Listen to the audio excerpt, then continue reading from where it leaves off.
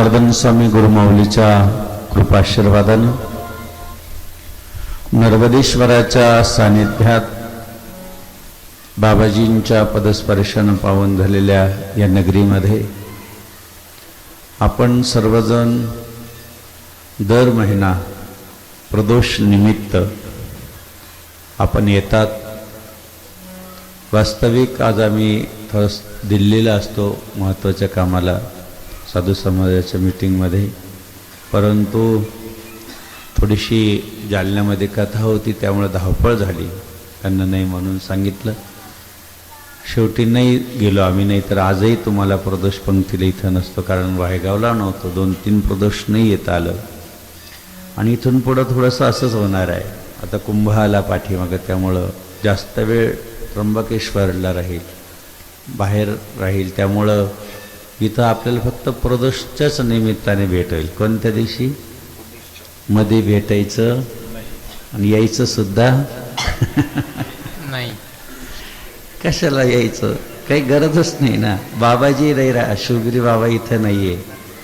आणि आले बी तर विशेष म्हणजे आमचं कसं मग ते प्रदोष दिवस दिलेला असतो ना आपल्याला, तो दिवस तुमच्यासाठी. 15 दिवस अजिबात विचारसुद्धा करायचा नाही की आपल्याला जायचं दर्शनाला की काही, म्हणून थोडंसं जबाबदारी असते. विशेष म्हणजे कुंभाची फार मोठं नियोजन आयोजन आहे. 20-20, 30-30 हजार साधू संतांचं भोजन आपल्याकडं राहणार आहे. 10-10, 20-20 हजार लोकांचं प्रसाद आपल्याकडं 2-3 महिने कुंभमेळ्याचं राहणार आहे. फार मोठी जबाबदारी आपण घेतो आहोत. त्याच्यामुळं शक्यतो 15 दिवसाला आपली या ठिकाणी 1 महिन्याचे प्रवचन, 1 महिन्याचं वाहेगाव असं प्रवचन कार्य चालेल. म्हणून तेवढ्या दिवसापुरती आपली भेट होईल. इतर वेळेस कोणी फोनही करायचा नाही आणि कोणी यायचं, एवढं पाळलं पाहिजे. जे सांगितलं ते पाळलं पाहिजे. काही लोकांना असं वाटतं दररोज भेटावं, पण नाही.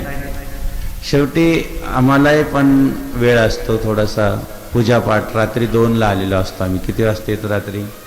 दररोज 2 वाजता येतो. परत 4-4:30ला उठतो. परत 7 वाजता गाडीत बसतो. पण ते एवढं धावपळ असताना तुम्ही पण दक्षता घेतली पाहिजे. तुम्ही सुद्धा काळजी केली पाहिजे की बाबा महाराजांना खूप पळावं लागतं.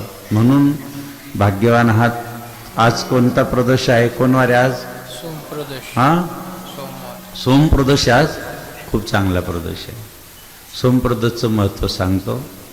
परंतु एवढं आपलं भाग्य आहे की हा प्रदोष जो आहे, या प्रदोषचं पूजन सायंकाळचं असतं, 6 ते 8 वाजेपर्यंत. केव्हाचं असतं? ह्यावेळेस काय करावं? भगवान शंकराच्या मंदिरात जायचं, भगवान शंकराची पूजा करायची. भगवान शंकराच्या मंदिरामध्ये 108 वेळेस ओम नमः शिवाय जप करायचा. किती वेळेस करायचा? बसायचं, थोडंसं देवाजवळ बसायचं. नाहीतर तुम्ही बसले की बाकीच्याला जागाच द्यायची नाही, असं नाही व्हायचं. नाहीतर बाबा महाराजांनी सांगितलं बसायचं. पण काय करायचं? गेल्यानंतर सायंकाळी जाताना मात्र 1-2 दिवे घेऊन जायचे. कारण प्रदोषच्या दिवशी दिवा महादेवाला आपण केलाच पाहिजे. दिवा एक छोटीशी फुलवात न्यायची, एक छोटीशी लांब वात न्यायची. 2 दिवे मात्र महादेवाजवळ जाळायचे. पण त्या दिवशी प्रदोषला कधीच विसरायचं नाही दिवा जाळायच्या बाबतीत. कारण येतानाच घरून 1 फुलवात घेऊन यायची, 1 साधी वात घेऊन यायची. देवाजवळ पंथी राहते, घरातून पंथी घेऊन यायची. देवाजवळ बसून जोपर्यंत आपली फुलवात चालते तोपर्यंत नमः शिवाय नमः शिवाय म्हणायचं. कारण देवाजवळ हा मंत्र जपल्यानंतर खूप चांगलं असतं. हे बघा, आपण फक्त आपल्याला माहीत राहत नाही. आम्ही आता गोपीला होतो, जवळजवळ तिथं आता सांगतो तुम्हाला, सकाळी 8 वाजेपासून नाश्ता सुरू व्हायचा. दिवसभर किती लोक राहत होते त्याची गणना नाही. रात्री मात्र 20 ते 30 हजार लोकांना ते दररोज पोळी भाजी सगळं स्वयंपाक बनवतात प्रत्येक भागात. म्हणजे अक्षरशः एवढे नंबर लागले ना की काय सांगा. आता ही यूट्यूबमध्ये पाहतात, काही लोक म्हणतात तिथंच अनुभव येऊ राहिला आम्हाला. आता हे परभणीवरून किती लांबून लोक आले, बरोबर आहे का? लोकांना अनुभव येतो. हे काही चमत्कार नाही, हे काही हे नाही, बाबाजींची शक्ती. आम्ही बुजगावणे आहोत, आम्हाला काही नाही, पण जनार्दन स्वामीमध्ये एवढी मोठी शक्ती आहे ना जो श्रद्धेने प्रदोषला इथे येतो नर्मदेश्वराचं आणि बाबाचं दर्शन करतो तो खाली हाताने कधीच जाणार नाही, हे तुम्हाला कायम सांगतो. आले कोलेवाडीवरून आले, राशेगावचे आज पंगते राहुल विलास आपसुंदे म्हणून, यांना अनुभव आल्याशिवाय येतात का? लाखो लोक पेढे घेऊन येत आहे, त्यांची श्रद्धा तिथं आहे. रस्त्यावरचे नंबर आहे ना, आम्ही आहोत रस्त्यावर नंबर राहते, इतके किलोमीटरवर जा तुम्हाला ते आमकं भेटणार आहे म्हणून नंबरला धरून नाही बसायचं. म्हणून एवढ्या किलोमीटरवर एवढं आहे, बाबाजी आम्ही फक्त बोर्ड दाखवतो, तिथं जा तुमचं कल्याण होईल, नक्की होतं. म्हणून 2 वाती कुठं सांगितलं तुम्हाला? कुठं सांगितलं लावायला? महादेवाच्या मंदिरात. आणि 2 वाती बेलाच्या झाडाखाली लावायला. कुठं लावायच्या? करून बघा तुम्ही. कधी कधी अशा काही गोष्टी माहिती राहत नाही, आपण करत नाही, त्याच्यामुळे आपल्याला अनुभव. किती सोपं आहे. एक फुलवात, एक अशी लांबी वात घ्यायची, 2 वाती लावून द्यायच्या, निघून यायचं. कुठं? बेलाच्या झाडाखाली लावून द्यायची. आणि प्रदोषच्या दिवशी जर आपण असं जर केलं ना तर त्याचा आपल्याला खूप अनुभव येतो. आणि एक मंत्र आहे, आपण खूप अडीअडचणीत बसलो आणि काही आपले काही अडचणी दूरच होत नाही तर क्लीम नमः शिवाय काय म्हणायचं? खूप सुंदर मंत्र आहे. काय म्हणायचं? क्लीम नमः शिवाय. हा मंत्र तुम्ही 7 दिवस जपून बघा, तुमचं कुठलंही आडलेलं काम सद्गुरू जनार्दन स्वामी आणि भोले बाबा पूर्ण करणारे. म्हणून आज तुम्ही प्रदोषने एवढ्या ओढीने येतात, एवढ्या श्रद्धेने येतात. इथं आल्यानंतर तुम्हाला काहीतरी त्याची अनुभूती आली पाहिजे, अनुभव आला पाहिजे. समजा आपण एखाद्या वेळेस तांब्याभर पाणी घ्यायचं, त्याच्यामध्ये अत्तर टाकायचं आणि ती पितृदोष असेल, अनेक प्रकारचा त्रास असेल तर पिंपळाच्या झाडाला पिंपळेश्वर म्हणायचं आणि तिथं पाणी टाकून द्यायचं. 7 दिवस असं पाणी नित्यनेमाने टाकून बघा.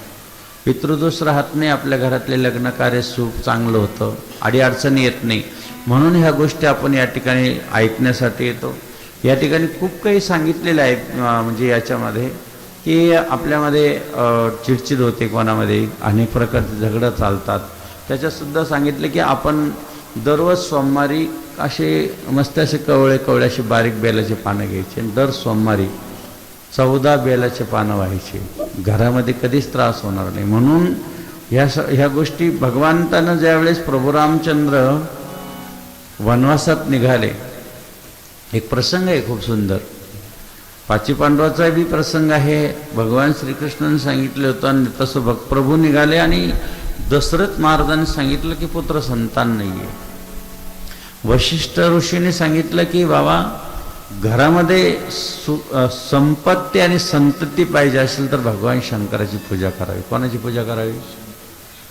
संपत्ती संतती देशी अंती चुकविशी यमयातना हो, असं म्हटलं जातं. लक्षात घ्या. संपत्ती संतती आणि जर आपली चुक अंती जे यमयातना चुकायची असेल तर मग काय केलं पाहिजे? ह्या गोष्टी आपण म्हणतो धन्य कुशावरताचा महिमा वाचे वर्णो किती हो, आणि काही भवतीर्थे गंगा द्वाराधिक पार्वती हो. वंदन वार्चन करिता महाभोषणा सती हो, तुझिया दर्शन मात्रे प्राणी मुक्ती ते पावती हो. जय जय त्र्यंबक राज गिरिजा नाथ गंगाधरा हो, त्रिशूळ पाणी शंभो नीलग्रीवा जय शेखरा. म्हणून संतती संपत्ती देणारा महादेव आहे. देवादिदेव महादेव. आता आपण काल आम्ही सांगितलं की महादेवाजवळ गेल्यानंतर कमीत कमी 3 टाळी वाजली पाहिजे. लोक असं ते, पण ती अशी लई असं नाही वाजली पाहिजे. लोकांना घाई होती. एक टाळीचं काय फायदा आहे, दुसऱ्या टाळीचा काय फायदा आहे, तिसऱ्या टाळीचा, असं 3 वेळेस आपण टाळी वाजतो आणि 3 वेळेस वर हात करतो देवाजवळ गेल्यानंतर. कोणाजवळ गेल्यानंतर? महादेवाजवळ गेल्यानंतर 3 वेळेस कोण असं वर हात करतं? केलेलं आहे का आतापर्यंत? कोणी कोणी केलं? वर बोट करा. ज्यांना ज्यांना माहीत. महादेव असं म्हणावं लागतं. काय म्हणावं लागतं? आपण आईला वडिलाला कसा हाक मारतो? आपा म्हटले कधी तुम्ही? आईकडे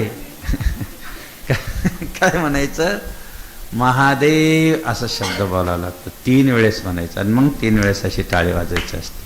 वाटलं तर आपण जो बकऱ्याचा आवाज काढतो ना, 3 वेळेस असं तो आवाज काढायचा. महादेव प्रसन्न होतो. हे बघा, एकतर भजनाने प्रसन्न होतो, एकतर गायनाने प्रसन्न होतो, छोटंसं नृत्य केलं त्याने प्रसन्न होतो, आणि विशेष म्हणजे सत्संगाने प्रसन्न होतो.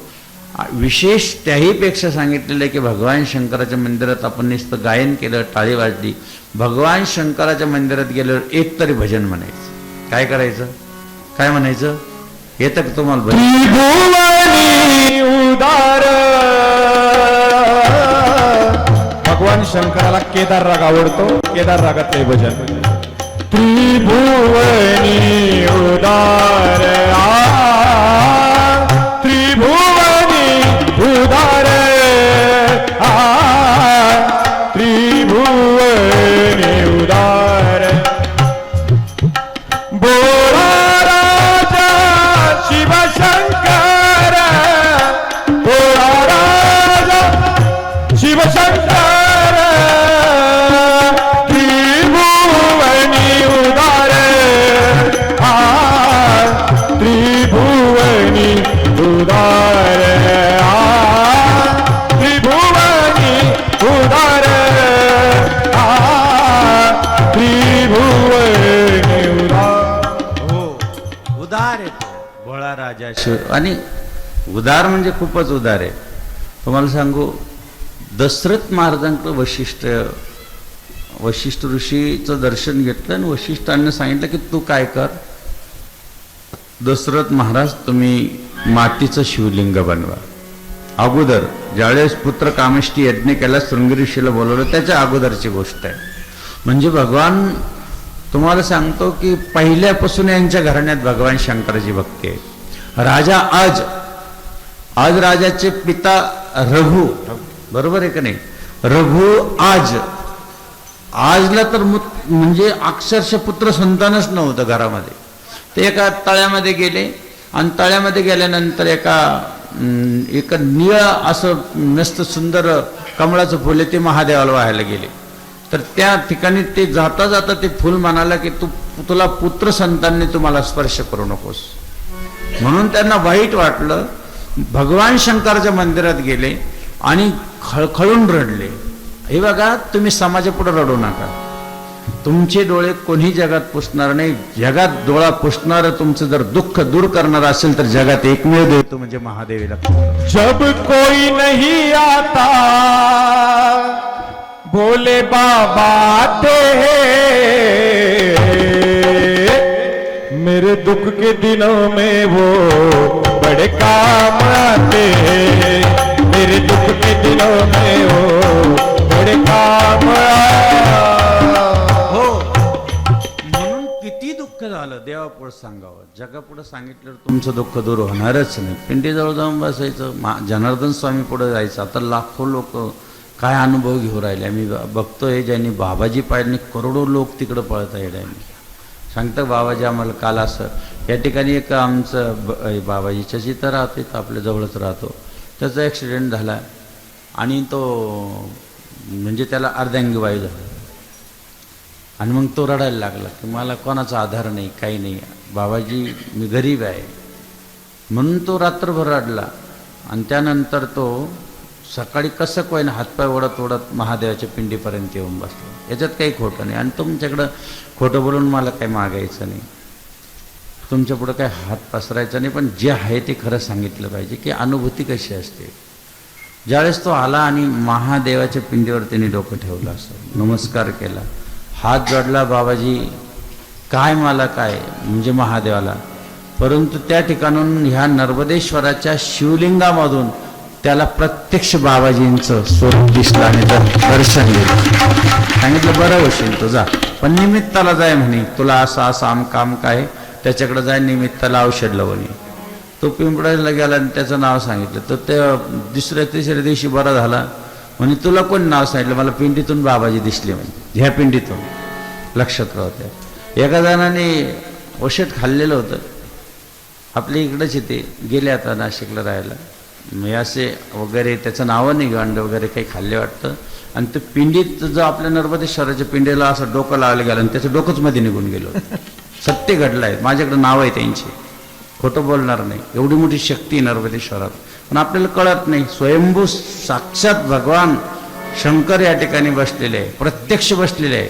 पण त्याची अनुभूती यायला आपल्याला, आम्ही एवढे रात्री येतो 2-3ला, तरी पहाटे 5ला पिंडीजवळ असतो, महादेवाला पाणी घालत राहतो. का की ही सगळ्या जगामध्ये जी अनुभूती येते, एवढ्या मोठ्या ज्यावेळेस आमचे महामंत्री हरिगिरी महाराज म्हणे, महाराज तुम्हाला एवढ्या मोठ्या अध्यक्षपदावर पूर्ण भारताच्या याच्यावर तुम्हाला बसायचे. म्हणलं नाही, आपण एवढ्या मोठ्या ताकदीचे नाही म्हणे.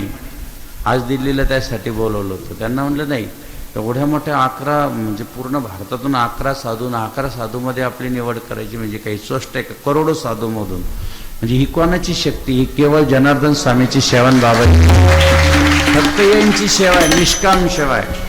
एकदम निर्लेपपणानं काम करायचं अंतकरणातून. ज्यावेळेस शिवलिंग बनवलं, वशिष्ठ ऋषीने सांगितलं याची पूजा करा तुम्ही घरात. आतापर्यंत जेवढ्यावर विघ्न आलं त्यावेळी शिवलिंग बनवायचं. नाहीतर आपल्या या शेमीच्या झाडाखाली जायचं आणि रुईच्या झाडाखाली जायचं, दोन्हीची माती उचलून आणायची आणि त्याचं घरात शिवलिंग बनवायचं, त्याची पूजा करायची. किती संकट असो, किती दुःख असो, किती दारिद्र्य असो, फक्त 7 दिवस पूजा करून बघायची. का सांगतो तुम्हाला एवढं तळ, म्हणजे त्याच्यामध्ये आहे एवढं शक्ती लिहिलेली. कारण असं सांगितलं जातं की जिथं आपल्याला अडीअडचण असेल, किती काही असेल आपल्या याच्यामध्ये. आता एवढा वेळ नाही, आपल्याला रवळसला जावं लागतं. दरवेळेस आपल्याला रवळसला पण प्रवचन करावं लागतं. फक्त एवढंच आहे, यावेळेस आपण जर कुंभमेळा येतो आहे, 12 महिने तुम्हाला, 12 वर्ष तुम्हाला कधी काही मागितलं नाही. आपण कधी काही मागितलं नाही, कधी मागितलं तुमच्या दारात कधी आलो नाही. परंतु 12 वर्षाचा कुंभमेळा इतका मोठा जबाबदारीने आपल्याला, एकटं अशी वेळ आलेली आहे, भाग नाही लोकांकडे, हे नाही, तरी पण प्रत्येकाच्या घरी महाराज येणार. यायला वेळ नाही तरी पण येणार आणि प्रत्येकाच्या घरून पंगत घेऊन जाणार. कारण एवढे साधू, एवढे तुम्हाला तिथं स्नानाची पूजाची व्यवस्था, तुम्ही आल्यानंतर तुमची राहण्याची व्यवस्था करायची. तुम्हीच नाही येणार, पूर्ण भारतातून लोक येणार, पूर्ण महाराष्ट्रातून लोक येणार, 10-20 हजार लोक येणार. प्रत्येक साधूला आपल्याला स्वयंपाक बनवायचा. त्याच्यासाठी विनंती सगळ्याला की आपण आल्यानंतर कधीतरी 12 वर्षातून एकदाच मागणार आहे, त्याच्यामुळं काही काळजी करायची नाही. सद्गुरू जनार्दन स्वामींची इथं प्रदोष पंगत चालू आहे आणि आपली कधी हानी होणार नाही. आपल्याकडं कधीही आपली नुकसान बाबाजी करणार नाही. आपल्या पंचकृषीमध्ये नाही, आपल्या जिथपर्यंत सद्गुरू जनार्दन स्वामींचा जय जयकार आणि विधी चालते तिथपर्यंत कोणालाही अडचण येणार. एवढी मोठी शक्ती बाबाजींची आहे. म्हणून या प्रदोषच्या निमित्तानं आपण काय करायचं, त्या ठिकाणी सांगितलेलं आहे काय, 5 वृक्ष सांगितलेले आहे. काही लोकांना म्हणजे नाहीच अडचणी सुटत तर 5 प्रकारचे वृक्ष आहे. एक आहे बेलाचं झाड आहे, एक आहे पिंपळाचं झाड, बेलाचं झाड, पिंपळाचं झाड, आवळ्याचं झाड सांगितलेलं आहे, आवळाचं वृक्ष सांगितलेलं आहे. त्यानंतर आपल्याला वडाचं वृक्ष सांगितलेलं आहे. पिंपळ ही जी 5 वृक्ष सांगितलेले आहे. 5 वृक्षाखाली न चुकता कोणतं तरी निवडायचं. एक तर बेलाचं निवडायचं, एक तर शमीचं निवडायचं, एक तर आवळ्याचं निवडायचं, एक तर वडाचं निवडायचं, नाही तर पिंपळाचं निवडायचं. 5 वर्ष फक्त एक फुलवात तिथं लाव, म्हणजे एकच वर्ष, म्हणजे 5 झाडातून एक वृक्ष निवडायचा आणि दररोज नित्यनेमाने एक फुलवात लावून यायची. तुमच्या मनामध्ये कुठली अडचण असेल आणि तेवढे फक्त फुल लावून एकच झाडाला निवडायचं. आणि बघा तुम्ही, ते वृक्ष तुमच्यावर इतकी मोठी कृपा करेल किंवा वर्षामध्ये तुमचं सगळेचं सगळे काम. म्हणून एक फुलवात ठेवून यायची पिंपळाखाली म्हणा, आपलं जवळ जे झाड असेल ते नित्यनेमान फक्त लावून यायचे. जसं मंदिरात लावत तसं लावून येऊन पहा. जर असं केलं तर तुम्ही त्याची अनुभूती घ्या.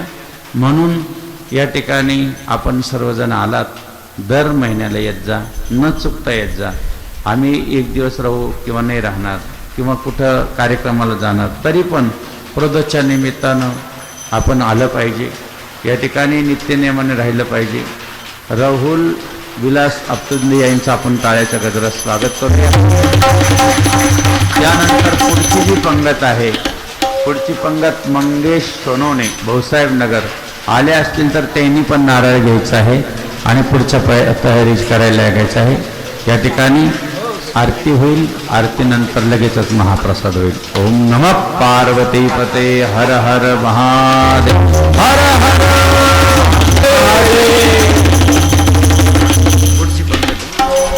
ज्यांची पंगत आहे त्यांनी आरतीसाठी समोर या, कारण पाऊस सुरू झालेला आहे. काय नाही, बसा बसा बसा. आरतीसाठी यायचं आहे, काही काळजी नका करू, बसा फक्त. सद्गुरु जनार्दन स्वामी महाराज की जय. काय काय बनवलेलं वा वा. अहं वैश्वानरो भूत्वा प्राणिनां देहमाश्रितः प्राणाप्राणसमायुक्त पंचम यज्ञं चतुर्विधम् अहं क्रतुरं यज्ञ सदाहमहमौषधम् मन्त्रः ममैवाज्य ममाग्निरहमृतम् प्रसादे प्रसन्नता प्रसादे सर्वदुःखानानिरशोभ जायते प्रसन्नते तस्येषु बुद्धिवं पर्वतिष्ठते अञ्जनिगर्भसम्भूतं कुमारब्रह्मचारिणं दृष्टिदोषविनाशाय हनुमन्ते स्मरम्यश्वार्पण. जनार्दन स्वामी महाराज की नर्मदेश्वर भगवान की जय. जाऊ देतो प्रसाद. आरतीसाठी जागेवर राहायचं आहे सर्वांनी. पूर्वी पूर्वी प्रेम कृपाजयाली सर्वांगी सुंदर उदिहिंदुराती भक्ती जळके माळ गळा शोभे माळ भक्ता. जय देव जय मंगलमूर्ती श्री राजमूर्ती दर्शन मात्रे मन स्मरणे मात्रे मन काम रत्न कैता पौरात गौरी कमला कंदनाची योटी गौमुखेश्वरा हिरे दुर्गा गुर शोभत वरा कुंजलते न कोरे चरणी घागल्या. जय देव जय देव जय मंगलमूर्ती ओ श्री राजमूर्ती दर्शन मात्रे मन स्मरणे मात्रे मन कामना पूर्ती. जय देव लंबोदर पीतांबर फणीवर वंदेना सरळ शोंडावर तुंडात्री नयना सहस्रामाचा हात पाय सदना संकष्टी पावावे निर्वाणी रक्षावे सुरर वंदना. जय देव जय देव जय मंगलमूर्ती होतले तेव्हा अश्रुप्रद भाषण केले नीलकंठराव प्रसिद्ध झाले. जय देव जय शिवशंकरराव स्वामी शंकरराव आरती ओवाळू भावती ओवाळू तुझवर पुरगवळा. जय देव जय व्याक्रांबर फणीवर दर सुंदर मदनारी पंचानन मनमोहन मनुजन सुधकारी शर्वोटी देवी जवाचे उच्चारी प्रभूतीला रामदासांतारी. जय देव जय शिवशंकरा स्वामी शंकरा आरती ओवाळू भावती ओवाळू तुझवर पुरगवळा. जय देव सद्गुरु स्वामी जनार्दन मूर्ती प्रेमे करो निरा आरती बाळ साजन नीती देवी प्रसवली पुत्र दहे गावी धननामतया देवी जगी संसार अन्य अंधार कराया दूर प्रगटली तेजाची ज्योती प्रेमे करो निया आरती. सद्गुरु स्वामी जनार्दन मूर्ती प्रेमे करो निया आरती. चारु हे प्रभु नाम हरिजे स्वयं चारी राम हरे भक्त परमा उभे जे जळी गणुजे उदळी होय पद कुंबळी हरिनाम चित्ता भय चित्ते प्रेमे करो निरारते. स्वामी जनार्दन मूर्ती प्रेमे करो निरारते. काढुनी वस्ती गृहशाळा भक्तीच्या फुलविला कमाळा हृदय शंकर शिव भोळा ज्ञान रस सुरसली उपदेश नाम शिव घोष यंतर मनली जागृते प्रेमे करो निरारते. मूर्ती प्रेमे बांधिले शिवालय कितिक भक्तीचे घडवित जो प्रतीक दयांकार कवी भूप भुवनगिरी स्वामी जनार्दन प्रेम बोध